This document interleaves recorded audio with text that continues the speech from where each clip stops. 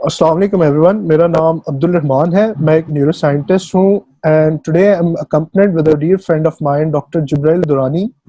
जिब्राइल graduate हैं King Edward Medical University से और इनका बहुत ज़्यादा ज़ाती फोकस साइकेट्री और साइको एनालिसिस पे है। He is also interested in philosophy, psychology and anthropology. And let me tell you very interesting thing कि जिब्राइल वाज द रीज़न कि मैंने पॉडकास्ट शुरू किए and actually he encouraged me to do that. Thank you, Jibril, for joining me today on the podcast.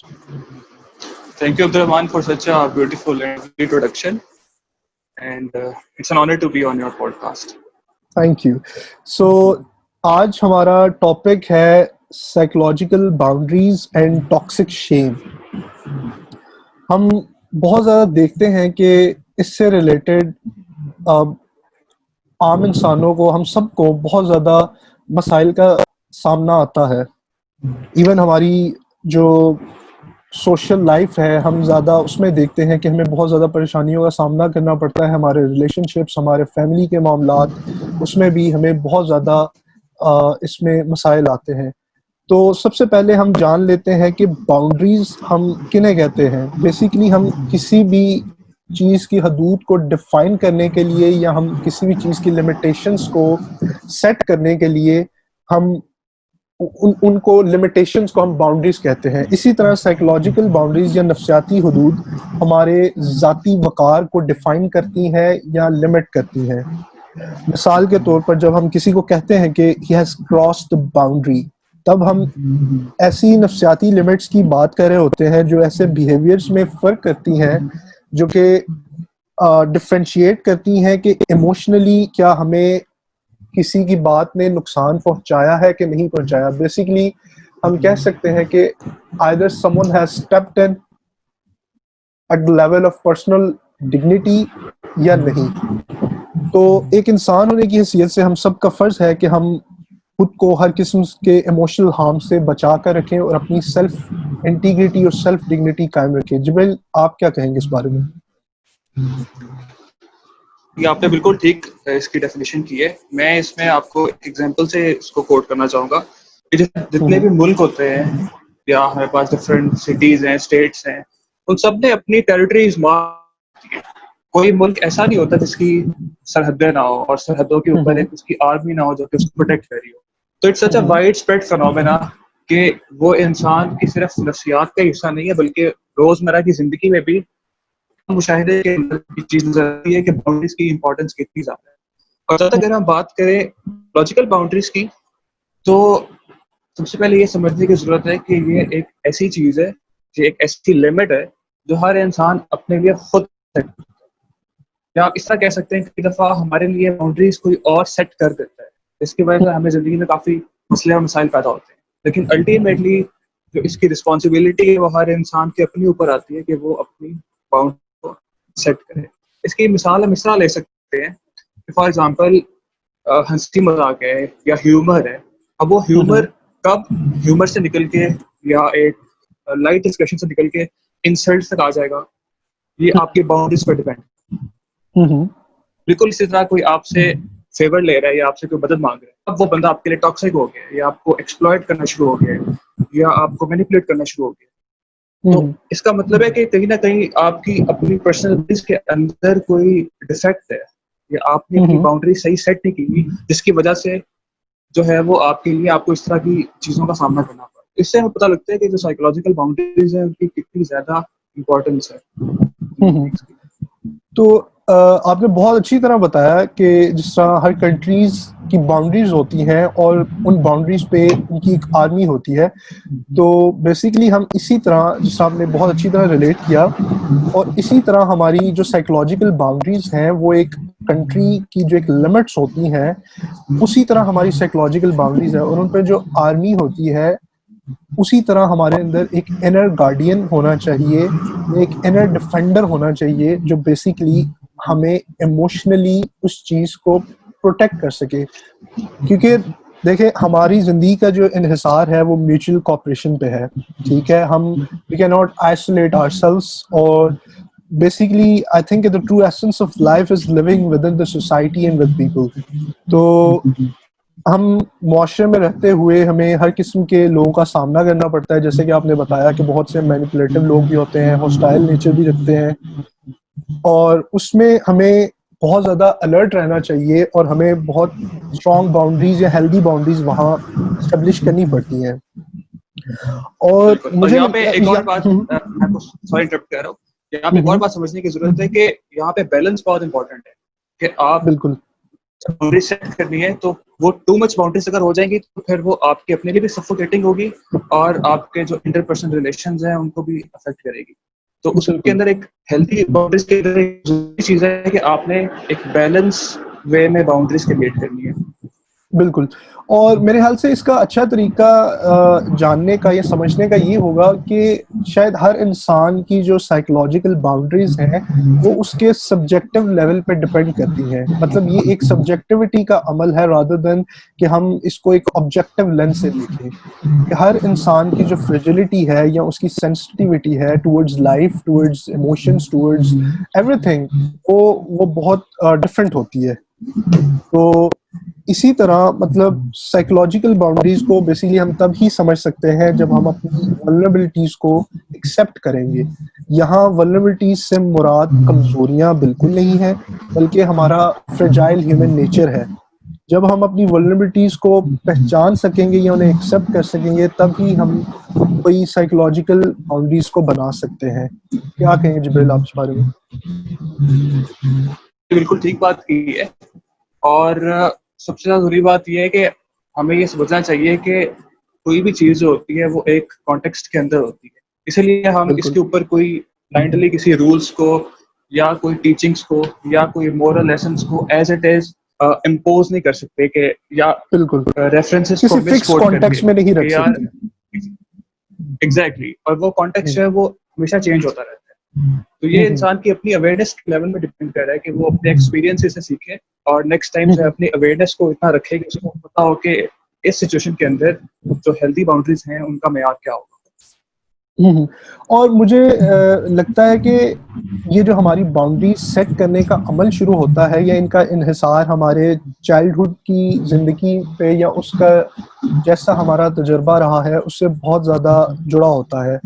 मतलब वो बहुत ज़्यादा अहम किरदार अदा कर सकती है वो गुज़री हुई ज़िंदगी एक एडल्ट पे। लाइक हम अक्सर अपनी वल्नरेबिलिटीज़ को छुपाने के लिए डिफेंस मैकेनिज़म्स यूज़ करते हैं, क्योंकि अमूमन वल्नरेबिलिटीज़ को कमज़ोरी ही समझा जाता है और उसको छुपाने के लिए हमारी नफ्सियात में डिफेंस मैकेनिज़म्स रखे होते हैं।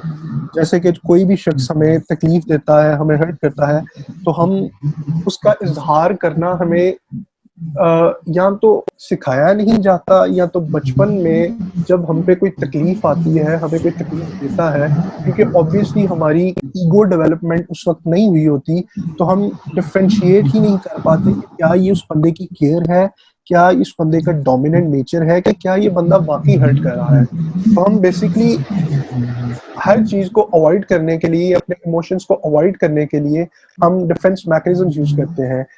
और वो एक एडल्ट की लाइफ पे इस तरह मुतासिर करते हैं कि वो बड़े होकर उन वल्नरेबिलिटीज़ को शो करने की बजाय वो गुस्से का इज़हार करता है, क्योंकि वो उसकी ईगो पे एक किस्म का थ्रेट होता है।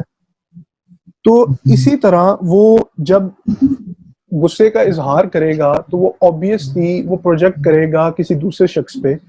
तो जब तक बेसिकली वो अपने गुस्से से किसी दूसरे शख्स में एग्ज़ैक्टली उसी तरह का हर्ट क्रिएट नहीं कर देता, तो वो अपनी वल्नरेबिलिटीज़ को या अपनी हर्ट को नहीं देखेगा। तो आप कह सकते हैं कि the other person becomes the reflection of that person. लेकिन उससे एक क्या चीज़ होती है कि गिल्ट का अमल आता है। वहाँ उससे हम मज़ीद सेल्फ ब्लेम में चले जाते हैं और आप कह सकते हैं कि हम मज़ीद अपनी वल्नरेबिलिटीज़ को रिप्रेस कर देते हैं। अगर रिप्रेस नहीं तो एटलीस्ट कॉन्शियसली हम उनको सप्रेस कर लेते हैं या हम उन्हें बुरा समझते हैं। तो आप इसको कैसे कंक्लूड करना चाहेंगे? आपने बिल्कुल ठीक बात की है कि बाउंड्रीज बनने का अमल जो है वो अर्ली चाइल्डहुड के अंदर ही स्टार्ट हो जाता है, जब एक इंसान की साइकोलॉजिकल डेवलपमेंट स्टार्ट होती है तो ये अमल स्टार्ट हो जाता है।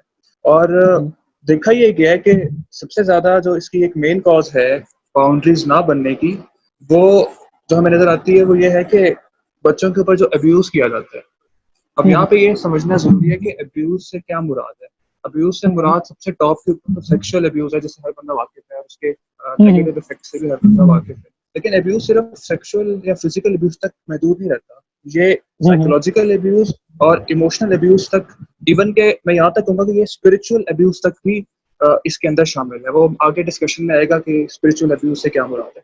तो हम ये कह सकते हैं कि और इसके अंदर जो है वो जरूरी नहीं है कि एक पेरेंट की एब्सेंस हो जिसकी वजह से, या उसका एक प्रॉपर यानी कि उसको कोई डिसऑर्डर है जिसकी वजह से वो हार्श हो रहा है या वो अल्कोहलिक है। वो एक बिल्कुल नॉर्मल पर्सन भी हो सकता है जिसने अपनी खुद बाउंड्रीज डिफाइन नहीं की हुई, और जब वो अपनी बाउंड्रीज डिफाइन भी कर सका तो फिर वो आगे अपने चाइल्डहुड, जो अपने बच्चे हैं, जो चिल्ड्रन है उसके, वो उसके लिए भी बाउंड्रीज डिफाइन नहीं कर पाता और उनको ये नहीं सिखा पाता कि बाउंड्रीज डेवलप करनी कितनी इंपॉर्टेंट है।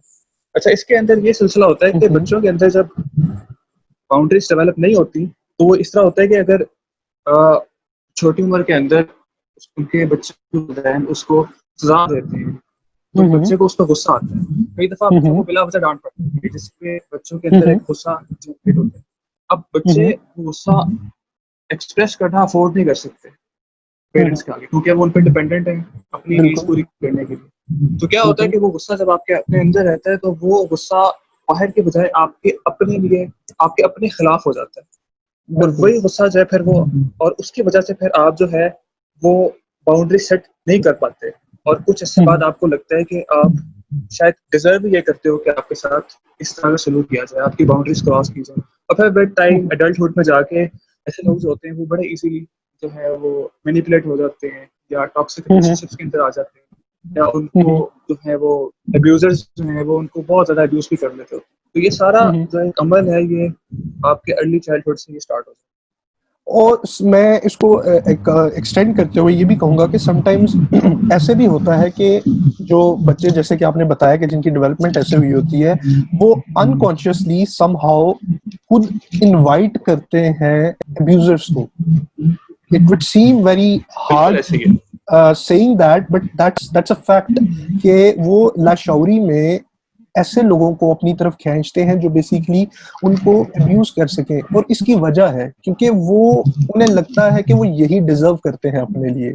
वो सेल्फ सबोटाज और सेल्फ हार्म में इस कदर चले जाते हैं कि वो, अब यहाँ पे भी बाउंड्रीज आएंगी, यहाँ पे भी बाउंड्रीज डिफरेंट हो सकती हैं। अब यहाँ भी बाउंड्रीज ऐसे हैं कि वो डिफाइन ही नहीं कर पाते कि क्या चीज हमारे लिए हेल्दी है और क्या चीज हमारे लिए टॉक्सिक है। तो उसमें उनके इमोशनल जो जिंदगियां हैं उन पे बहुत ज्यादा इम्पैक्ट पड़ता है, नुकसान होता है, और थ्रू आउट लाइफ वो सेल्फ सबोटाज और सेल्फ ब्लेम में गुजार देते हैं। ठीक है। और मुझे लगता है कि इसकी जो बुनियाद है वो बचपन से, जैसे कि हमने जिक्र किया, होती है। और इसमें मैं एक मॉडल को डिस्कस करना चाहूँगा, साइको सोशल, ये डेवलपमेंटल मॉडल है एरिक एरिक्सन का।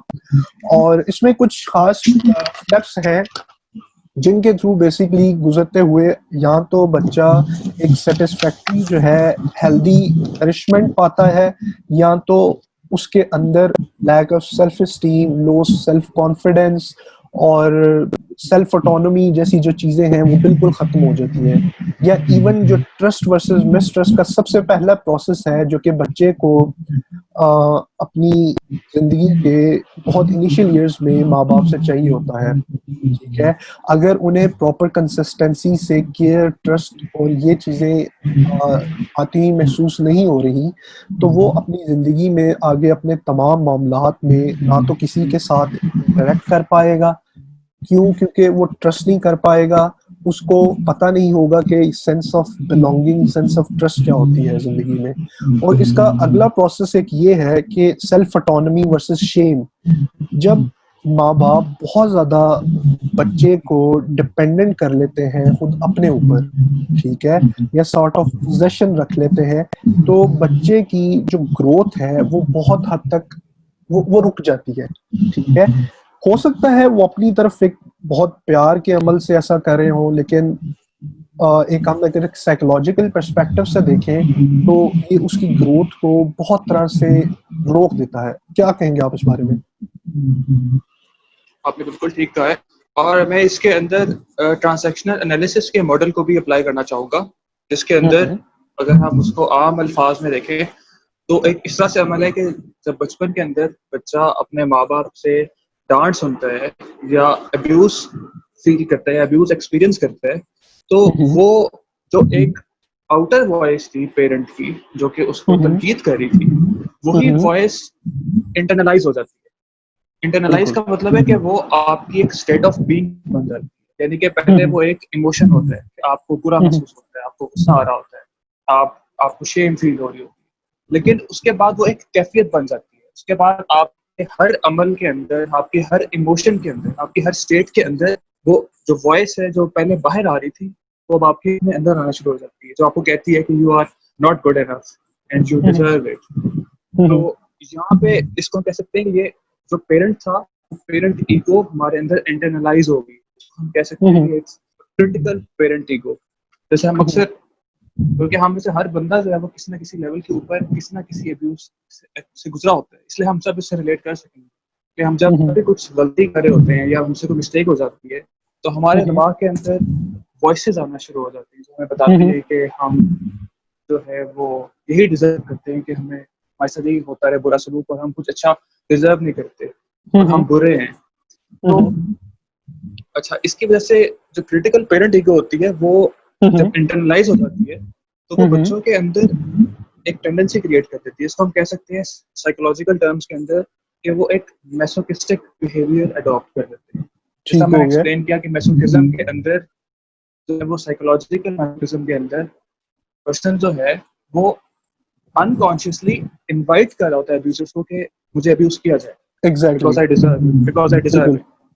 हुँ, हुँ। और उसके बाद क्या होता है कि with the passage of time जब उस अब्यूज़्ड को एक ऐसा मौका मिलता है जहाँ वो किसी और को अब्यूज़ कर सके, तो वही हुँ, हुँ। उसका मैसोकिज़्म जो है, जो उसकी मैसोकिस्टिक टेंडेंसी है अपने आप को टॉर्चर करने वाली, वो शिफ्ट हो जाती है टुवर्ड्स सैडिस्टिक टेंडेंसी। और अब वही बिल्कुल, टॉर्चर जो वो एग्ज़ैक्टली। अपने आप को कर रहा था, वो अब दूसरों को भी वही टॉर्चर करेगा। तो अब ये एक डिस्ट्रक्टिव पैटर्न जो है वो एक लाइफ लॉन्ग उसका हिस्सा बन जाता है, और अनलेस कि उसको इसकी अवेयरनेस हो, ये उसकी सारी ज़िंदगी में जो है वो बहुत मुश्किलात क्रिएट करता है। एग्ज़ैक्टली ये मेरे ख़्याल से आपने बहुत अच्छी तरह इस चीज़ को एक्सप्लेन किया है कि कैसे साइको सोशल मॉडल और ट्रांज़ैक्शनल एनालिसिस में जो इंटरनलाइज़्ड डार्क या क्रिटिकल पैरेंटल ईगो होती है, जो कि एक एक्सटर्नली एक अथॉरिटी से हमें मिलती है, जो कि हमारी अर्ली लाइफ़ में हमारे पेरेंट्स होते हैं, उनसे नर्चरिंग पेरेंट ईगो नहीं, लेकिन जो क्रिटिकल और डार्क पैरेंटल ईगो है कि कैसे हमारी गलतियों पे, हमारी ख़ामियों पे, हमारी शॉर्टकमिंग्स पे पेरेंट्स ने बेसिकली रिस्पॉन्ड किया था, वो चीज़ हमारे अंदर जो इंटरनलाइज़ क्रिटिकल ईगो होती है, उसको डिफ़ाइन करती है। ये सारी ज़िंदगी हम उसी क्रिटिकल पैरेंटल ईगो को लेके चलते हैं और हमारे साथ ज़िंदगी में अगर कुछ हम मॉरली कुछ ठीक नहीं करते या कुछ बुरा हो जाता है या पढ़ाई में या कुछ भी, तो एग्ज़ैक्ट हम वैसा ही रिस्पॉन्स देते हैं जैसा कि हमारे पेरेंट्स ने हमें बचपन में दिया होता है और वो रिस्पॉन्स जैसा कि आपने बताया कि वो इंटरनाइज़्ड हो जाता है, वो सेम हम भी खुद ही अपने लिए उसी चीज़ का इज़हार कर रहे होते हैं आगे। तो ये डेवलपमेंटल मॉडल को यहाँ बताने का मतलब ये जो आपने ट्रांज़ैक्शनल एनालिसिस को ब बताया उसका मतलब ये है कि बच्चे का जो चाइल्डहुड है वो अब्यूज़ सिर्फ़ जैसे कि आपने शुरू में बताया था कि वो सिर्फ़ सेक्सुअल अब्यूज़ नहीं होती, वो इमोशनल अब्यूज़ भी हो सकती है। आपने बहुत अच्छी तरह उसको डिफरेंशिएट किया, तो वो उसी को मैं आगे लेते हुए चलूँगा कि जब इमोशनल अब्यूज़ इस मॉडल को समझाने का मतलब ये था कि जो इमोशनल अब्यूज़ बच्चे के साथ चाइल्डहुड में होती है, तो उसकी बाउंड्रीज़ बहुत तरह से डिफ्यूज़्ड हो जाती हैं, ठीक है? तो डिफ्यूज़्ड बाउंड्रीज़ में बच्चा डिफरेंशिएट नहीं कर पाता कि आया ये मेरे लिए हर्ट या ये तकलीफ़ वाक़ई ही मैं डिज़र्व करता हूँ या ये मेरे पे इम्पोज़ की जा रही होती है। तो वो बेसिकली हर अब्यूज़र को वो एक गुड पेरेंट समझ के इनवाइट कर रहा होता है कि maybe I am bad and I deserve that. उसकी जो बाउंड्रीज़ हैं वो बिल्कुल डेवलप नहीं हुई होती क्योंकि उसमें सेल्फ एस्टीम और ये सब चीज़ें सेल्फ इंटीग्रिटी बिल्कुल एक आप कह लें कि लो लेवल पे गई होती हैं। बिल्कुल ऐसा ही और है। इसको हम आगे लेते हुए चलेंगे तो अगला हमारा टॉपिक है healthy boundaries versus no boundaries. आप कैसे इसको बताना चाहेंगे? अच्छा, हमने अपनी तरह जितनी डिस्कशन की है उसके अंदर हमने काफी हद तक इस टॉपिक को भी टच कर लिया है, तो हम इसको जरा काफी ब्रीफली जो है वो टच करेंगे। ठीक है। अच्छा, पहले मैं आता हूँ हेल्दी बाउंड्रीज की तरफ। अच्छा, हेल्दी बाउंड्रीज को अंडरस्टैंड करने के लिए 2 या 3 इंपॉर्टेंट पॉइंट्स हमें अपने माइंड में रखने चाहिए। First of all, healthy boundaries means you are able to say no. बिल्कुल। अब it seems very simple thing and it is very common sense के जो है नो कहना चाहिए, इंसान को आना चाहिए। लेकिन हम में से कितने लोगों को प्रेशर के अंदर या एक गिल्ट वाली सिचुएशन के अंदर या एक फियरफुल सिचुएशन के अंदर या एक एंजाइटी के अंदर ना कहना आता है? या जब हमें एक अपॉर्चुनिटी मिल रही होती है, एक एडिक्शन मिल रही होती है, एक लाइफ से एस्केप मिल रहा होता है, तो हमें कितनी दफा हम उसको नो कह पाते हैं? तो सबसे जरूरी चीज उसके अंदर ये है कि आपने अपनी एक कैपेसिटी डेवलप करनी है उससे नो, और ये आप खुद डिफाइन करोगे। जैसे हमने पहले बात की थी कि बाउंड्रीज के अंदर कि हम कब तक या किस लिमिट तक हम किसी को अलाउ करते हैं कोई चीज, और किस लिमिट के बाद हम अलाउ नहीं करते। और इम्पोर्टेंट बात यह है कि ये रूल हमें अपने ऊपर भी अप्लाई करना चाहिए कि हम अपने आप को किस पॉइंट तक कोई चीज अलाउ करते हैं और किस पॉइंट तक कोई चीज अलाउ नहीं करते। और अगर हमारा ये सिस्टम डिफेक्टिव हो जाए तो फिर हमारे अंदर जो एडिक्टिव टेंडेंसीज हैं वो बहुत ज़्यादा डेवलप हो जाती है। फिर जब हमें मौका मिलता है किसी भी किस्म का एडिक्शन करने का, या हमारे लिए एडिक्शन ईजी हो जाती है, तो हमें हमारे लिए उसको अवॉइड करना मुश्किल हो जाता है। अब देखो कि अक्सर लोग जो है अक्सर लोग जो है वो एडिक्शन से सिर्फ इसलिए दूर है क्योंकि एडिक्शन उनकी दस्तरस के अंदर नहीं होती। अगर आप एक इंसान के बिल्कुल सामने एडिक्शन के सारे मौके ला दो तो जो रेशो है एडिक्ट्स की वो बहुत बढ़ जाएगी। उसकी वजह यह है कि वो सेल्फ कंट्रोल से ज्यादा वो उनके एक्सेस में नहीं होती, यानी उनकी एक मजबूरी होती है कि उनका सही नहीं। ये आपने मेरे ख्याल से बहुत अच्छी बात यहाँ पे जो एडिक्शन वाली की है, और इसको मैं आपकी बात को ही एक्सटेंड करूँगा कि मेरे ख्याल से जो एडिक्शन का प्रोसेस बाउंड्रीज ना बनने की वजह से आता है वो बेसिकली, और मैं ये बताना चाहूँगा क्योंकि जैसे आपने बताया कि बाउंड्रीज ना होने की वजह से एडिक्शन के प्रोसेस में एडल्ट्स जाते हैं, तो उसकी वजह क्या होती है? क्योंकि वो इमोशनल डिस्ट्रेस को अवॉइड कर रहे होते हैं, ठीक है? वो एक कॉपिंग मैकेनिज्म में या एक अब सर्वाइवल स्ट्रेटजी होती है, क्योंकि obviously a person with no boundaries would have resentment with in him, ठीक है? और वो रिजेंटमेंट, जैसे कि आपने पीछे सारा बताया कि वो सेल्फ ब्लेम, सेल्फ सबोटाज उस चीज़ों में कन्वर्ट होती है, तो वो ऑब्वियसली एक emotional conflict, emotional distress create करती है साइकी में। तो उसकी वजह से ऑब्वियसली हमें एडिक्शन चाहिए होती है, क्योंकि आपको पता है कि एडिक्शन से हमारी ब्रेन की जो स्टिमुलेशन है वो sometimes depending on the drug increase भी कर जाती है, डिक्रीज भी कर जाती है। इट रियली डिपेंड्स के वो ब्रेन की फंक्शनिंग पे कैसा काम कर रही है, ठीक है? और इससे होता क्या है कि एडिक्शन से समटाइम्स वो स्टेट ऑफ बीइंग जो है ना वो हमारे लिए नॉर्मल हो जाती है। तो इसलिए जब हम इमोशनल डिस्ट्रेस में एडिक्शन में जाते हैं और हमें वो नहीं ड्रग्स मिल पाते, बेसिकली जो वो हमने जहाँ पे एडिक्शन की थी वो हमारे लिए नॉर्मल स्टेट है, और जहाँ पे इमोशनल डिस्ट्रेस है ये हमारे लिए एबनॉर्मल स्टेट बन गई है। तो इसीलिए आपने देखा होगा कि जो बहुत ज़्यादा लोग डॉक्टर्स के पास आते हैं या साइकियाट्रिस्ट के पास जाते हैं, जब उन्हें ड्रग्स या एडिक्शंस में से दूर रखा जाता है तो उनकी बॉडी पे, उनके ब्रेन पे बहुत ज़्यादा इम्पैक्ट पड़ता है, क्योंकि वो उनके लिए एक एग्जैक्टली वो नॉर्मल से अबनॉर्मल स्टेट में जो स्विचिंग होती है उसकी वजह ही यही होती है। और मैं इसको दोबारा से अपने पॉइंट पे यहाँ ऐसे कंक्लूड करूंगा कि having no boundaries leads to resentment within ourselves, and that resentment creates self blame, self sabotage, self harm, and creates conflict within the psyche. आप इसके बारे में मजीद क्या कहना चाहेंगे? आपने बिल्कुल सब कुछ एक्सप्लेन किया इसके अंदर, और नो बाउंड्रीज की वजह से जिस तरह सबसे बड़ी एडिक्शंस डेवलप होती हैं, इस तरह मेंटल डिसऑर्डर जो है, हमारी मेंटल हेल्थ के इश्यूज जो हैं, एक बहुत वैरायटी है, जिसके अंदर एंजाइटी, डिप्रेशन, पर्सनालिटी डिसऑर्डर्स, ये सब कुछ शामिल है। ये सब कुछ भी एक तरह से अगर आपकी बाउंड्रीज नहीं डेवलप तो you are prone towards mental health issues as well.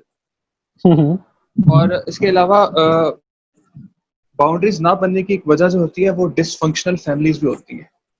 अब डिसफंक्शनल फैमिलीज को मैं थोड़ा एक्सप्लेन करना चाहूंगा। डिसफंक्शनल फैमिलीज से मुराद ये है कि कुछ फैमिलीज के अंदर कुछ टॉक्सिक ट्रेट्स होते हैं जिसको उस फैमिली के अंदर बड़ा नॉर्मल समझा जाता है, यानी कि उसको नॉर्मलाइज कर लिया गया होता है, जो कि अगर कोई और इंसान बाहर से उसको देखे तो उसको बड़ा क्लियर नजर आएगा कि देयर इज समथिंग रॉन्ग, लेकिन उस फैमिली के अंदर जितने अफराद होते हैं उनके लिए वो टॉक्सिक ट्रेट्स होते हैं वो बिल्कुल नॉर्मल हो चुके हैं। अब इन टॉक्सिक ट्रेट्स के अंदर टॉक्सिक शेम होती है। टॉक्सिक शेम का मतलब है कि किसी को कोई गलती करने की गुंजाइश नहीं है। कोई जो घर का फर्द है वो अपनी वल्नरेबिलिटीज को, अपने सेंसिटिव सेल्फ को, अपने हर्ट को घर में किसी के सामने जो है एक्सप्रेस नहीं कर सकता, उसको छुपाना पड़ता है। हमने अक्सर देखा होगा कि हमारे साथ कुछ बुरा होता है तो हम उल्टा डरते हैं इस बात से कि इसको ना पता लग जाए, उसको ना पता लग जाए। और ये बड़े अफसोस की बात है, जबकि होना ये चाहिए कि अगर आपके साथ कुछ बुरा हुआ है इसके अंदर चाहे आपकी अपनी गलती भी क्यों ना हो, आपको वहाँ पे सपोर्ट की जरूरत होती है। लेकिन जब वहाँ सपोर्ट नहीं मिलती आपको तो एक टॉक्सिक शेम का एनवायरनमेंट क्रिएट हो जाता है। और वो फिर और ये ट्रेड्स जो होते हैं ये एक और बात कि ये ट्रेड्स मल्टी जनरेशनल होते हैं, यानी कि हमने देखा होगा कि जी जो हमारे अगर पेरेंट्स एक चीज करते हैं तो उनके पेरेंट्स ने भी वो चीज की होती है, हो सकता है आगे पीछे तक की कई जनरेशन तक चीज चलती आ रही हो, जो एक तरह से फैमिली ट्रेडिशंस बने। एग्जैक्टली ये बिल्कुल आपने ठीक कहा कि और मुझे लगता है यहाँ पे शायद ये समझना भी ज़रूरी है कि जिस तरह हमारे अंदर ये ट्रेड्स ट्रांसफ़र होते हैं फैमिली की तरफ से, इसी तरह मेरे ख्याल से हमारे पेरेंट्स में भी उनके पेरेंट्स की तरफ से जो है ना वो आते हैं। जैसे कि आपने बात की it travels with in the lineage, ठीक है, तो वो समहाउ एक साइकिल का शिकार हर तरह से हर कोई होता है। तो इसमें मेरे ख्याल से एक इंडिविजुअल को या एक बंदे को ब्लेम करना जो है वो बिल्कुल एक नाइंसाफी होगी, क्योंकि ये एक लीनिएज में चलता आ रहा है, ठीक है। ऑब्वियसली हर बंदा अपनी करंट स्टेट ऑफ बीइंग के लिए रिस्पॉन्सिबल होता है। एक एडल्ट स्टेट में मैं अपने लिए रिस्पॉन्सिबल हूँ, ठीक है। कुछ हद तक जो इम्पैक्ट है वो मेरे चाइल्डहुड पे मेरी फैमिली का हो सकता है, लेकिन जब मैं अवेयर हूँ तो मुझे अपनी रिस्पॉन्सिबिलिटी लेनी है। लेकिन मेरे पेरेंट्स का भी एक रोल इसमें आता है कि वो जो चीज़ अगर मुझे बचपन में नहीं दे सके तो वो उसको उसी जगह पे दोबारा जाके उसको हील करेंगे, क्योंकि healing would always begin from where we got wounded, ठीक है। तो ये जानना बहुत जरूरी है और इसलिए मैं यहाँ पे जी यहाँ मैं आपको इंटरप्ट करूंगा, या एक सवाल उठता है मेरे जहन में कि ये पॉसिबल है कि एक अगर एक चाइल्ड है जो कि इन सारे प्रोसेस से गुजरा है, अडल्टहुड में एंटर हो चुका है कोई इंसान, तो अब वो अपने उस पास्ट के अंदर जाके, हमने बात की कि ये साइको सोशल मॉडल के अंदर कि ये अर्ली चाइल्डहुड के अंदर जो है ये सारी चीजें डेवलप हो जाती है, तो how is it possible in current days या in adulthood to fix those early childhood issues? आप पूछ रहे हैं कि ये एक अगर एज अ सेल्फ रिस्पॉन्सिबिलिटी की बात है तो वो इंसान कैसे कर सकते हैं, कि आप एक पेरेंट्स की इन्वॉल्वमेंट के पर्सपेक्टिव से पूछ रहे हैं? मैं चाहूंगा आप दोनों एलिमेंट्स को। ठीक हो गया। मुझे ये लगता है कि ऑब्वियसली हमें देखना चाहिए कि कहाँ से दूसरों के किन बिहेवियर्स की वजह से हमारे कौन से चाइल्डहुड के पैटर्न्स एक्सपोज हो रहे हैं, ठीक है।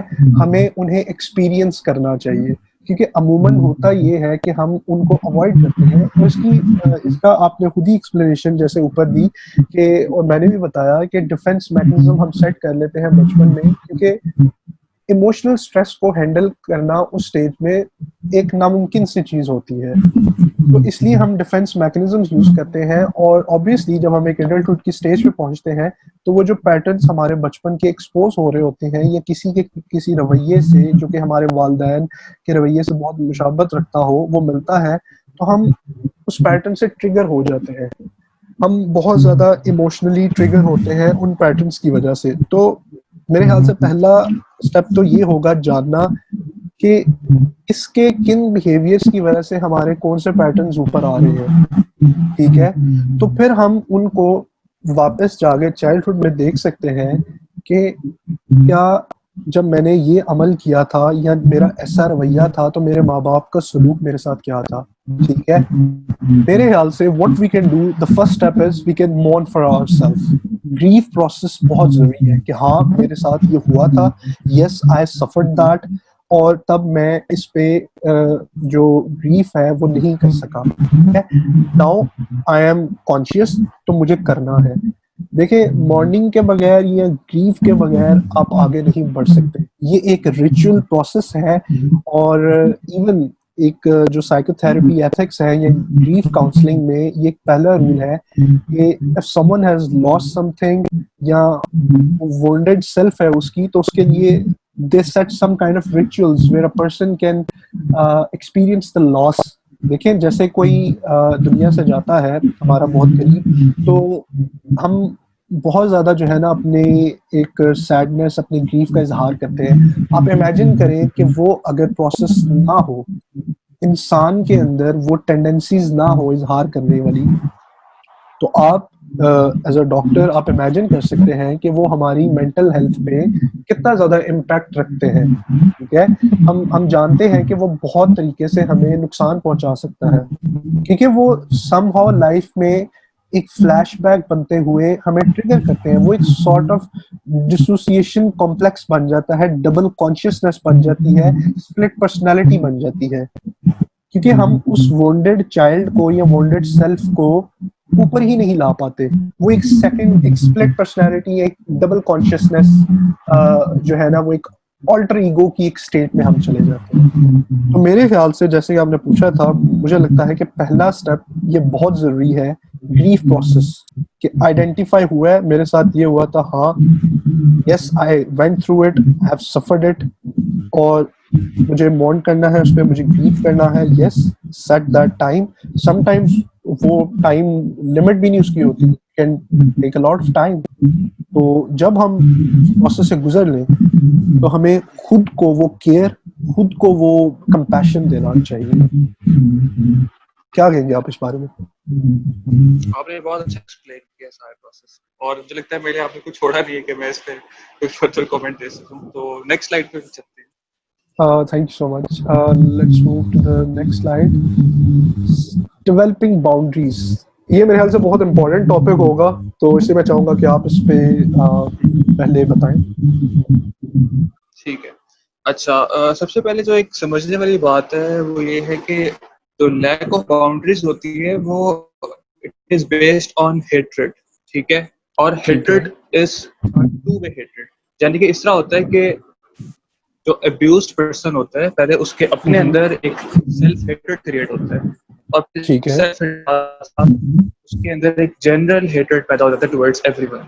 तो ये इस तरह से एक साइकिल समझ सकते हैं कि किसी के साथ किसी भी लेवल का अब्यूज हुआ तो इसके वजह से उसके अंदर फियर क्रिएट हुआ, ठीक है। और उसके बाद फियर के साथ साथ एक एंगर क्रिएट होता है टुवर्ड्स सेल्फ कि ठीक है। Why I am not able to say no, या मैं अब्यूज को रोक क्यों नहीं पा रहा, या अगर मेरे साथ कोई चीज बुरी हो रही है तो वो होती क्यों जा रही है, मुझसे ना क्यों नहीं की जा रही।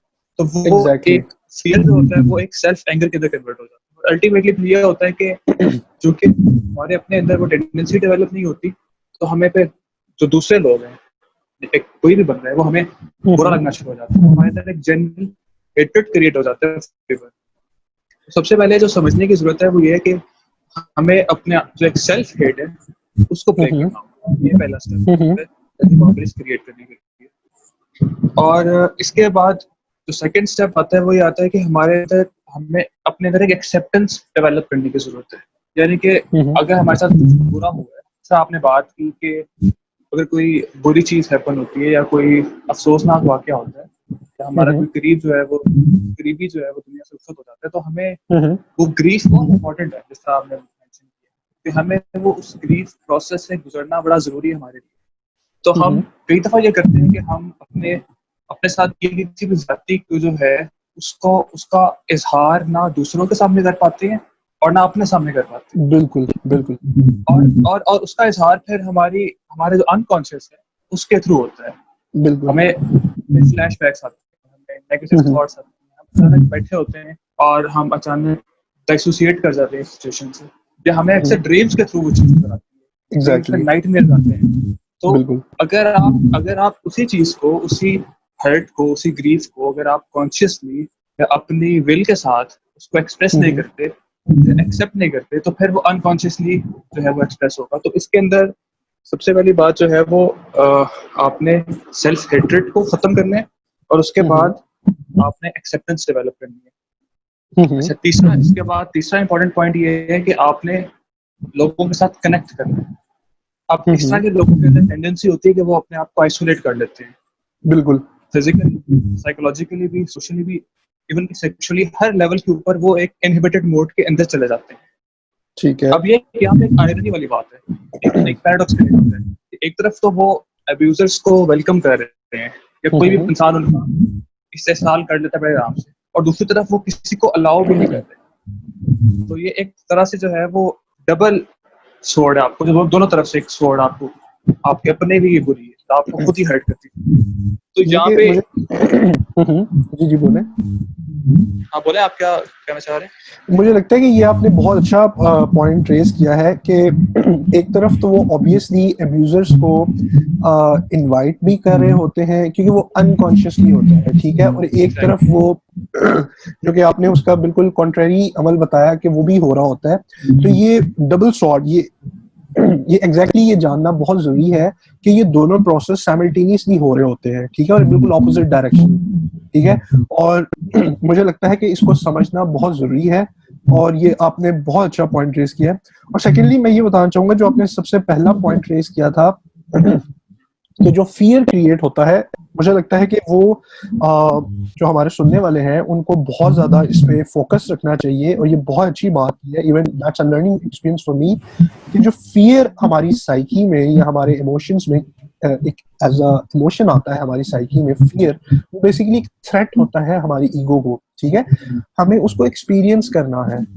ये जो चीज़ें हैं ये इन्फीरियर क्वालिटीज़ ये इनको सप्रेस नहीं करना वरना ये हमारी शैडो में चली जाएँगी, ठीक है? इनको एक्सपीरियंस करना है, अगर उसको एक्सपीरियंस करेंगे फ़ियर को, हर्ट को, तो वो अच्छा, फिर ही आप बाउंड्रीज़ बना सकेंगे। मैं चाहूंगा आप थोड़ा सा जरा एक्सप्लेन करें ऑडियंस के लिए कि ये शैडो में जाएगा तो वो उसकी क्या कॉमन एग्जांपल कोई अगर आप दे सकें।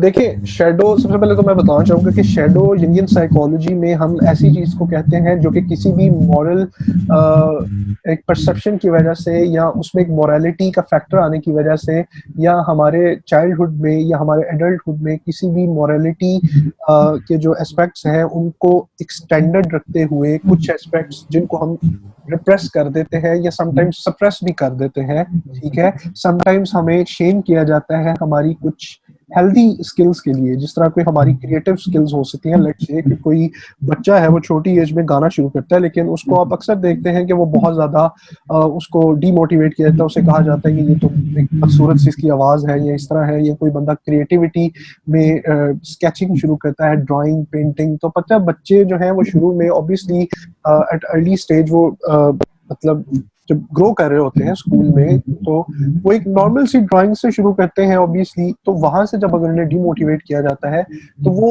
उस चीज को छोड़ देते हैं, वो समझते हैं कि वाकई हम नहीं ठीक कर रहे, तो वो उनकी शैडो में चली जाती है, वो रिप्रेस कर लेते हैं उस चीज को कि हमारे में वाकई में ये टेंडेंसी है ही नहीं, तो वो जैसे एडल्टहुड में जाते हैं तो खुद को आइडेंटिफाई कर लेते हैं, आई am not a good artist, I am not a good singer, I am not a good painter, ठीक है?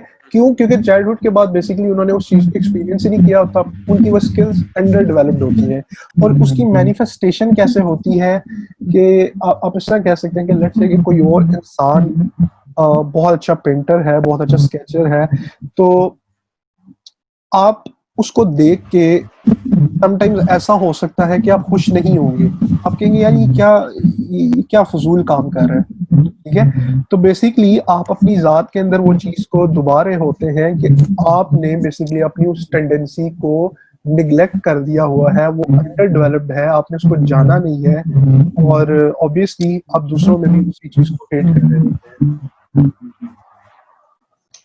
ठीक है। तो मुझे लगता है कि ये एक इसकी जो शैडो की मैनिफेस्टेशन है वो इस तरह होती है। और मुझे एक और चीज लगती है कि बाउंड्रीज की जो डेवलपमेंट है उसमें जो लोग सेक्सुअली अब्यूज्ड हुए होते हैं, उनकी बाउंड्रीज जैसे कि मैंने शुरू में बताया था वो बहुत तरह से डिफ्यूज्ड होती है। ठीक है, वो समझ नहीं पाते कि आया ये चीज हम डिजर्व करते थे, किसी तरह जिंदगी में हमारे साथ बुरा होना लिखा था, या हमारे में कोई फॉल्ट था, हमारे में कोई गलती थी कि हमने ये चीज को एक्सपीरियंस किया। ठीक है, क्योंकि वो एक अर्ली स्टेज पे अपना जो गुस्सा है वो अब्यूजर पे उतार नहीं पाते। तो जैसे कि आपने उसका जिक्र किया था, it turns inwards, rage deep into the shadows, या वो अपनी लाशौरी में वो उस चीज को या अनकॉन्शियस में भेज देते हैं। तो वो आगे जिंदगी में जो बाउंड्रीज हैं उन्हें भी नहीं बना पाते, वो अपने आप को आइडेंटिफाई कर लेते हैं नॉन जजमेंटल पर्सन से। ठीक है, ये मुझे लगता है कि लोगों के लिए जानना बहुत जरूरी है। और मैं देखता भी हूँ कि हम सब, इवन इंक्लूडिंग मी, एवरीवन, हम खुद को बहुत ज्यादा आइडेंटिफाई कर लेते हैं नॉन जजमेंटल पर्सन से।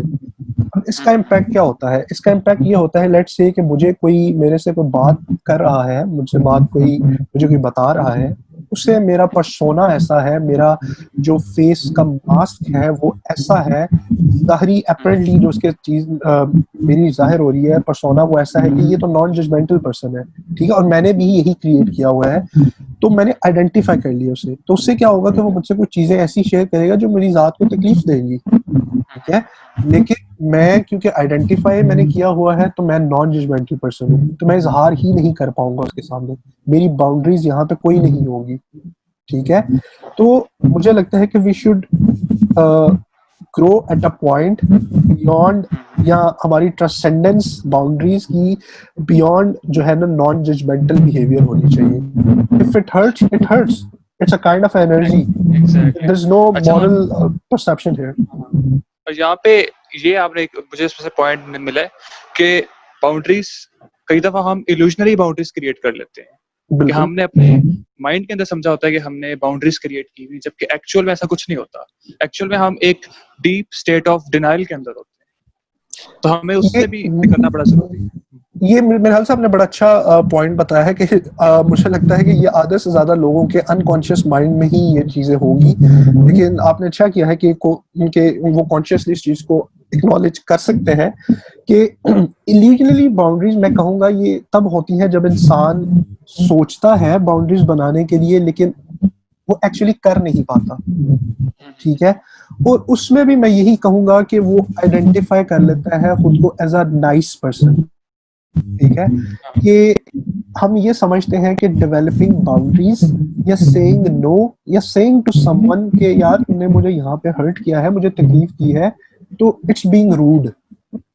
ये समझना बहुत जरूरी है कि बाउंड्रीज डेवलप करना और being a kind and gentle person, you can be both at the same time.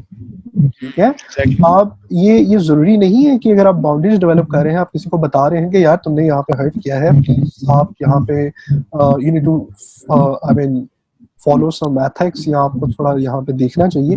It's not being rude, actually it's you showing the other person real morality. ठीक है, मोरालिटी ये नहीं है कि आप उसको कहेंगे कि आप उसको अपनी फीलिंग का इजहार ही नहीं करेंगे। ठीक है, और होगा क्या कि आप जब उनका इजहार नहीं करेंगे तो आप बाद में या तो अकेले में रोने लग पड़ेंगे, या फिर वही जो आपने प्रोसेस बताया, सेल्फ सबोटाज और हर चीज, वो इंसान उसी से वो गो थ्रू करता है। और जैसे कि आपने बताया कि वो बंदे इमोशनली, साइकोलॉजिकली और फिजिकली एक्साइल का शिकार होते हैं। ठीक है, और फिर बहुत ज्यादा लेफ्ट आउट महसूस करते हैं और अबेंडनमेंट का फियर उनमें आ जाता है। बिल्कुल, और इसके अंदर एक और इम्पोर्टेंट बात जो समझने वाली है वो ये है कि अगर आपके साथ किसी भी किस्म का कोई अब्यूज हो रहा है, चाहे वो नेग्लेक्ट हो या आपकी बाउंड्रीज को क्रॉस किया जा रहा हो, तो इट्स वेरी इंपॉर्टेंट कि आपको जैसे ही एक चीज की रियलाइजेशन हुई है आप उसके ऊपर फुल स्टॉप लगाएं।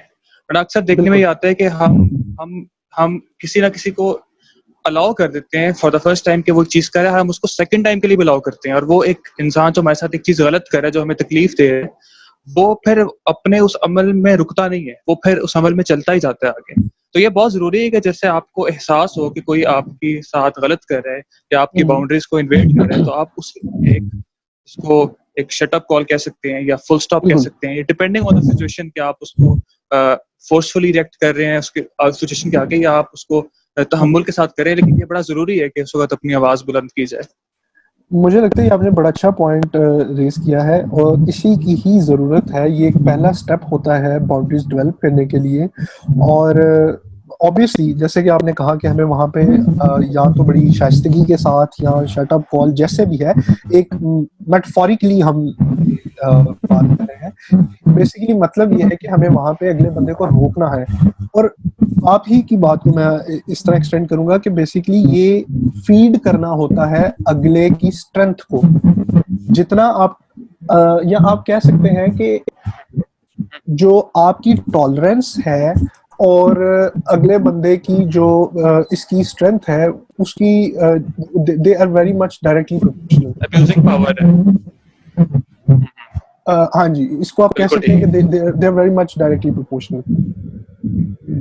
तो I think we have quite explained this relations में वन। देख सकते हैं कि हम इसको मैं कंक्लूड करूंगा, जिस तरह हम कोई अगर नार्सिसिस्टिक या एम्पैथेटिक का एक जो कोडिपेंडेंट रिलेशनशिप अगर होता है कोई, तो या एब्यूजिव रिलेशनशिप से होते हैं, उनके अंदर भी हम ये चीज देखते हैं कि जितना एक बंदा या कोई भी दो लोग हैं जिनके दरमियान में एक ऑप्रेसिव है, तो it is directly related to endurance of other person. जितना वो बर्दाश्त करता जाएगा, वो उतना ज़ालिम या गलत करने वाले को बढ़ावा मिलता रहेगा। आपने बड़ा अच्छा एंड पे उसको एक पॉइंट निकाला है। एग्जैक्टली आपने ये बिल्कुल बात को जो है वो एक समराइज करते हुए अच्छे तरीके से ये बताया कि एग्जैक्टली हम इसी तरह जो है ना अपनी सोशल लाइफ में इसको एक्सपीरियंस करते हैं और मेरे ख्याल से लोगों को यहाँ से जो आपने स्टेप्स बताए डेवलपिंग बाउंड्रीज में, मुझे लगता है कि लोगों को सबसे ज़्यादा इस बात पे फोकस रखना चाहिए और उन स्टेप्स को खुद में इंटीग्रेट करना चाहिए, क्योंकि आपने ये ब्रेक डाउन करते हुए लोगों के लिए इजी किया कि वो इसको अपनी लाइफ में, अपनी सोशल लाइफ में, अपनी साइकोलॉजिकल लाइफ में इंटीग्रेशन की तरफ लेके जा सकें। तो I think let's move towards the point toxic shame versus healthy shame. क्या कहना चाहेंगे आप इसके बारे में? मुझे लगता है काफ़ी कुछ हमने एक्सप्लेन कर लिया है इसके अंदर ऑलरेडी, मुझे मुझे यही लेकिन लगता है कि काफ़ी चीज़ें जो टॉक्सिक शेम और हेल्दी शेम की हम ये पहले बता चुके हैं, लेकिन फिर भी आप इसको कुछ समरी में बताना चाहें। पहले हम पहले मैं इसकी समरी ये बता देता हूँ आपके। सो जो टॉक्सिक शेम है, ये हम इसको अगर समराइज करें कि ये डेवलप किस तरह होती है, तो बेसिकली पेरेंटिंग एरर्स डेवलप होती है, ठीक है। अब इसके अंदर जो इम्पोर्टेंट बात है वो ये है कि पेरेंटिंग एरर का मतलब ये नहीं है कि पेरेंट्स आर बैड या वो बुरे हैं, वो गलत हैं या वो क्रूअल है। It is an error, it is a mistake, so it is a parenting error. अब वो पेरेंटिंग एरर दो एक्सट्रीम्स पे जा सकता है, या तो there is holding on too much या there is letting go at all. यानी कि हम देखते हैं कि या तो माँ बाप जो है वो ओब्सेसिव होते हैं, या वो भी जो है वो बच्चों की नीड से, उनकी डिजायर से जो है वो इंडिफरेंट होते हैं, इनको बहुत ज्यादा आज़ादी देते हैं और वहाँ पे जो है वो तवज्जो नहीं देते कि वो क्या करते हैं। ये दोनों एक्सट्रीम्स के जो बिहेवियर्स हैं, ये उनके अंदर टॉक्सिक शेम डेवलप करने का एक मौजब होता है। इसके अलावा वही होता है कि हमारे पेरेंट्स के अपने अंदर, अब पेरेंट्स की बात बार बार इसलिए आ रही है क्योंकि जो इस सारे टॉक्सिक शेम का अमल है वो चाइल्डहुड में शुरू हो रहा है, इसलिए पेरेंट्स को बार बार इसके अंदर इन्वॉल्व किया जा रहा है। लेकिन सिचुएशन सिर्फ पेरेंट्स तक महदूद नहीं है, ये एडल्टहुड के अंदर ये कोई भी दो लोग जिनका आपस में कोई इंटरव्यू है, वहाँ पे ये सारे किसी न किसी कॉन्टेक्स्ट के अंदर अप्लाई किए जा सकते हैं। तो बिल्कुल। अब होता यहाँ पे है कि होता ये है कि जो पेरेंट्स होते हैं उनके अपने अंदर एक शेम होती है, जैसे मैंने बात की टॉक्सिक पैटर्न्स होते हैं फैमिली के अंदर, तो वो ही पैटर्न जो है वो आगे से पेरेंट्स से उनके चिल्ड्रन में और फिर आगे से उनकी नेक्स्ट जनरेशन में चले जाते हैं। तो वो के इसमें ये है कि हमने अक्सर ये भी देखा होगा कि हमारे जो पेरेंट्स होते हैं, अगर उनसे कोई गलती हो जाए तो कभी वो हमारे आगे उस गलती को एडमिट नहीं करेंगे, क्योंकि वहाँ पे एक शेम आ जाएगी, और ये उनकी अपनी शेम जो कि बच्चों के ऊपर प्रोजेक्ट हो जाएगी। बिल्कुल। यानी कि इस तरह समझ सकते हैं कि वो उनकी अपनी शेम है कि उनसे कोई चीज़ गलत हुई, उनको उसका एहसास हुआ, लेकिन अब उनके अंदर एडमिट करने में या वल्नरेबल होने में या आराम से बताने में एक शेम है, एक डर है, झिझक, उसकी वजह से ये होगा कि वो रवैया हो जाता है ना, वो परफेक्शनिस्टिक रवैया हो जाता है उनका। परफेक्शनिज्म इस तरह हो जाता है कि जो उनकी अपनी गलतियां हैं, जो उनकी अपनी एरर्स हैं, वो उनके बच्चों में मुंतकिल हो जाती है प्रोजेक्शन के थ्रू, जबकि वो खुद एक परफेक्शनिस्ट पर्सोना रहते हैं। और ये जो एक परफेक्शनिज्म एक ट्रेट है, जब परफेक्शनिज्म अगर इंसान के अंदर तारी हो जाए तो उसका जो शेडो है, जैसे हमने बात की कि हर चीज का एक शेडो होता है, वो बहुत डार्क है। उसमें से फिर हम ना अपने आप को, दूसरों को गलती करने की गुंजाइश हमको पेश देते हैं। तो उसकी वजह से ये होता है कि उनके अंदर प्री टॉक्सिक शेम डेवलप हो जाती है अगली जनरेशन के अंदर। और इसकी वजह से क्या होता है कि जो लोग हैं या कोई भी किसी रिलेशन के अंदर जितने भी लोग हैं, वो क्या करते हैं, वो आपस में या वो एक कम्युनिटी के अंदर फिर स्टार्ट्स सीक्रेसी, वहाँ पे सबकी फिर अपनी सीक्रेट लाइफ स्टार्ट होना शुरू हो जाती है, क्योंकि कोई भी किसी के सामने अपने ट्रू सेल्फ को, अपने वुंडेड सेल्फ को, अपने हर्ट को एक्सप्रेस नहीं कर पाता। तो हर चीज़ जो है वो एक सीक्रेट बन जाती है, हर इंसान का एक अपना सीक्रेट बन जाता है। तो ये चीज़ें सारी जो है ये अल्टीमेटली टॉक्सिक शेम कॉज करती है।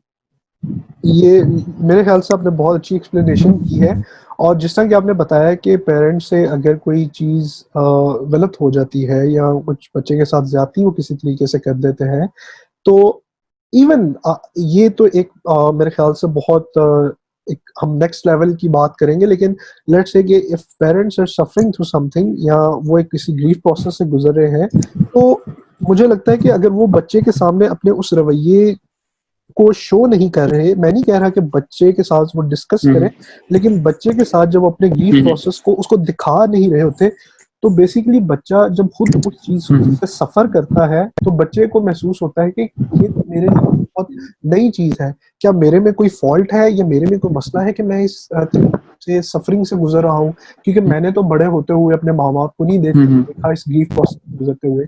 तो एक मुझे लगता है सेंस ऑफ शेम वहां से भी आती है, तो वो जो ग्रीफ प्रोसेस है वो वहां से भी रोक देता है, जब बेसिकली हम देखते नहीं है या हमें सिखाया नहीं जाता कि ग्रीफ प्रोसेस होता क्या है। और मैं टॉक्सिक शेम को एक तरह से इनर क्रिटिक से भी लिंक करना चाहूंगा, या जैसे कि आपने स्टार्ट में टीए मॉडल ट्रांजैक्शनल एनालिसिस के थ्रू बताया था कि क्रिटिकल पेरेंट ईगो या डार्क पेरेंट ईगो और इनर क्रिटिक, तो ये बहुत हद तक चीजें मिलती हैं। और हेल्दी शेम की मिसाल मैं ऐसे देना चाहूँगा कि जैसे आप देख सकते हैं कि आजकल अमेरिका में जो व्हाइट सुप्रीमेसी का वो एक सारा मामला चल रहा है, उसमें जो the white supremacist are facing actually their shadow, ठीक है, और उनके लिए उस शैडो को एक्सपीरियंस करने का एक बेहतर तरीका यही है कि वो अपनी हेल्दी शेम को एक्सपीरियंस करें, उसको एक्नॉलेज करें, ठीक है, and that's the point towards growth and transformation, experiencing the healthy shame. तो आई बिलीव यहाँ पे हमने काफी डिटेल से जी जी। अच्छा, तो नेक्स्ट हमारा पॉइंट था हीलिंग डिफ्यूज बाउंड्रीज। इसमें मुझे लगता है कि जो साइकोथेरेपी में अप्रोचेस यूज होती हैं टू हील समवन और टू हेल्प समवन, हम उसको भी इंट्रोड्यूस करवा सकते हैं, या हम अपने जो जनरली रिलेशंस में या दोस्तों में या इवन फैमिली में जो लोग एक दूसरे की हेल्प कर रहे होते हैं, हमें लगता है मुझे लगता है कि उनमें भी उन्हें साइकोथेरेप्यूटिक जो टेक्निक्स हैं, जो एथिक्स हैं, वो फॉलो करने चाहिए, not obviously at a professional level, लेकिन एटलीस्ट उनको एक ग्राउंड, एक स्टैंडर्ड बनाते हुए उनको चलना चाहिए। जैसे कि लेट्स से कि you actually helping abuse person, ठीक है, वो अब्यूज इमोशनली भी हो सकता है, वो फिजिकली सेक्सुअली जैसे भी है, ठीक है, आपको समझना है कि उस बंदे की जो सेंसिटिविटी है towards life, it is different from you, ठीक है? हर इंसान एक इंडिविजुअल जो उसकी इंडिविजुअलिटी है वो उसमें डाइवर्सिटी है, ठीक है?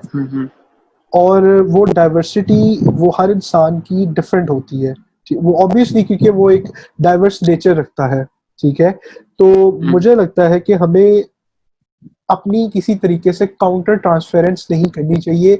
जो वो फील्ड ऑफ काउंटर ट्रांसफेरेंस है, हमें उस चीज़ का बहुत ज़्यादा ख़्याल रखना चाहिए।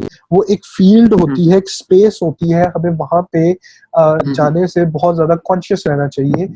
और ये यहाँ मैं एक बात कहूँगा कि जो मैज़ोकिस्टिक बिहेवियर होता है एक बंदे का, जो कि ऑब्वियसली एक बंदा किसी चीज़ से सफ़र कर रहा होता है, वो दूसरे के अंदर या थेरेपिस्ट के अंदर इवन सैडिस्टिक सेल्फ को एक्टिवेट कर सकता है, ठीक है? देखिए लेट्स से जी कोई मैं किसी को हेल्प कर रहा हूँ, किसी को हील कर रहा हूँ, वो मेरी पेस के मुताबिक नहीं चल रहा, ठीक है? या मेरी एक्सपेक्टेशंस पे नहीं वो उतर पा रहा, तो मुझे ये जानना है कि वो बेसिकली मेरी एक्सपेक्टेशंस पे उसे नहीं उतरना, उसकी एक इंडिविजुअल पेस है, मुझे उसकी पेस पे, उसकी साइक के लेवल पे आके उसे ट्रीट करना है, या ट्रीट भी नहीं तो एटलीस्ट उसे हेल्प करना है, ठीक है? और मुझे लगता है कि हम अपने रिलेशंस में या अपनी फैमिली में या अपने दोस्तों में इस चीज़ को, बाउंड्रीज़ को उनकी हीलिंग की तरफ ऐसे कर सकते हैं कि हम हर किसी को ऑथेंटिसिटी की तरफ जाने के लिए प्रमोट करें। मुझे लगता है कि ऑथेंटिसिटी एक प्राइम स्टेप है towards self integrity and self dignity, ठीक है? जितना ज़्यादा हम ऑथेंटिक होते हैं, अपनी ऑथेंटिक सेल्फ को एक्सप्रेस करते हैं, इमोशंस का इज़हार करते हैं, मुझे लगता है उतनी ज़्यादा हमारी बाउंड्रीज़ बाय एक नेचर डेवलप हो रही होती हैं, ठीक है? ये दोनों पैरेलल होते हैं। मुझे नहीं लगता कि कॉन्शियसली तब आपको बाउंड्रीज़ का ख़्याल रखना पड़ता है, लेकिन आप जब अपने डीपर इमोशंस के साथ कनेक्टेड हो, तो आपकी बाउंड्रीज़ मुझे लगता है कि ऑटोमैटिकली वो डेवलप हो जाती है, और ये चीज़ आपको बहुत ज़्यादा रिलेशंस में और इवन दोस्तों में इस चीज़ का ख़्याल रखना चाहिए। आप क्या कहना चाहेंगे इस बारे में? आपने बिल्कुल ठीक एक्सप्लेन किया इनको और बड़े अच्छे पॉइंट्स दिए। मैं इसमें ये ऐड करना चाहूँगा कि वही वाली आपकी बात कि अगर आप हीलर हो किसी के या कोई अब्यूज्ड पर्सन को आप हील कर रहे हो, तो वहाँ आपको इस बात का ख़्याल रखना है कि जो अब्यूज़र है उसके अंदर टेंडेंसी है कि वो आपके अंदर जो सैडिस्टिक जो पोटेंशियल है उसको एक्टिवेट ना करते। और यहाँ पे ये समझना में ज़रूरी है कि sadistic tendencies, masochistic tendencies, anger, potential of abuse, ये सारी चीजें हम सबके अंदर किसी न किसी लेवल पे एग्जिस्ट कर रही होती हैं और उनको डिफरेंट एनवायरनमेंट के अंदर डिफरेंट एक्सप्रेशन मिल रहा होता है। Exactly. तो ये समझना कि मैं तो सैडिस्टिक नहीं हूँ, मैं तो ये नहीं हूँ, कोई वो तो ये है, वो तो वो है, तो वो एक अच्छा या एक मैच्योर तरीका नहीं है। मेरे ख्याल में बेहतर तरीका ये है कि हम इन सारी चीज़ों को अपने सेल्फ के अंदर किसी न किसी पार्ट के अंदर देखने की कोशिश करें, और आई एम श्योर कि हमें सबको कुछ ना कुछ ये टेंडेंसीज अपने अंदर मिलेंगी। बिल्कुल। तो वही बात कि आपने किसी को हील करना है तो उसके लिए सेल्फ हीलिंग आपकी अपनी बहुत ज़रूरी है कि आप किसी पर्सन को हील, ये मैं बात कर रहा हूँ नॉन प्रोफेशनल थेरेपिस्ट या फ्रेंड्स की, जिससे आप कैथारसिस कर सकते हो, क्लोज लोग आपके, वो आपको उल्टा मजीद साइकोलॉजिकली डैमेज ना करना शुरू करते हैं अपनी हीलिंग के दौरान। तो ये उनके ऊपर एक बहुत बड़ी रिस्पॉन्सिबिलिटी आयद होती है, जिस आपने मेंशन किया कि वो अपने आप को या अपने सेल्फ को कंट्रोल में रखें। और यहाँ पे एक और इम्पोर्टेंट पॉइंट आ जाता है यहाँ पे कि अगर हम किसी की बाउंड्रीज डेवलप करना चाह रहे हैं तो उसमें हमें अपनी बाउंड्रीज क्रिएट करना बड़ा ज़रूरी है। तो जैसे मैं बता रहा था कि अगर आप हीलर हैं और आप किसी अब्यूज्ड को हील करना चाह रहे हैं तो आपको अपनी केयर करनी बड़ी ज़रूरी है। आपको इस चीज़ को मेक श्योर करना है कि आप अपने वुंडेड सेल्फ को या आपके अपने अंदर जो हर्ट है या आपके अपने अंदर जो एक अब्यूजिव पोटेंशियल है, आप उसको कहीं दूसरे के ऊपर इम्पोज ना कर दो, यानी आप किसी की हेल्प करने के दौरान उसको डिस्ट्रॉय ना करना शुरू हो जाओ। और इसके अंदर एक और बहुत बड़ा पॉइंट जो हम में से अक्सर लोग इसको इग्नोर कर देते हैं वो ये है कि हमारी पर्सनैलिटी के अंदर एक कॉन्शियस एलिमेंट होता है और एक अनकॉन्शियस एलिमेंट होता है। हो सकता है कि हम इन सब बातों से कॉन्शियसली एग्री कर रहे हो, बट अनकॉन्शियसली में भी हमारे अंदर एक्सेप्टेंस ना हो। तो इट्स वेरी इंपॉर्टेंट कि हम अपने अंदर के अनकॉन्शियस एलिमेंट्स को जानने की कोशिश करें, और अगर हमें अपने अंदर भी कोई अब्यूज्ड या अब्यूजर मिलता है तो उसको एक्सेप्ट करें और उसको नर्चर करें। और यहाँ पे बिल्कुल। अगर यहाँ पे मैं ट्रांजैक्शनल एनालिसिस का मॉडल अप्लाई करने की कोशिश करूँ, तो हमें अपने अंदर नर्चरिंग पेरेंटल ईगो को एक्टिवेट करने की जरूरत है, बिल्कुल। और अपने इनर चाइल्ड के साथ और अपने पेरेंट और एडल्ट ईगो के दरमियान एक हार्मनी क्रिएट करने की बहुत ज़्यादा ज़रूरत है। और उसके बाद ही ये पॉसिबल है कि हम किसी दूसरे के लिए जो है वो उसको बाउंड्री सेट करना सिखा दें। तब तक हम खुद नहीं सेट करना सीखेंगे, हम किसी और को भी नहीं सिखा सकेंगे। एग्जैक्टली मुझे लगता है ये आपने बहुत अच्छा पॉइंट यहाँ पे रेज किया है कि हमें आइडेंटिफाई नहीं करना इस बात के साथ कि मैं एक अब्यूज़र नहीं हूँ, या मेरी तो बाउंड्रीज बहुत फाइनली सेट है या इस चीज़ें। तो होता क्या है कि जब हम एक चीज़ से आइडेंटिफाई करते हैं, then the other, like highlighted other, remains in the shadow. ठीक है, और वो other can be variety of things. ठीक है, तो हमें बेसिकली यंगियन साइकोलॉजी में यही चीज सीखने को मिलती है कि ईगो के साथ हमें सिर्फ अपने राइचियस चीजों को अटैच नहीं करना, और मेरे हाल से कि एक स्पिरिचुअल एस्पेक्ट से भी यही चीजें आती हैं कि हम अपने अंदर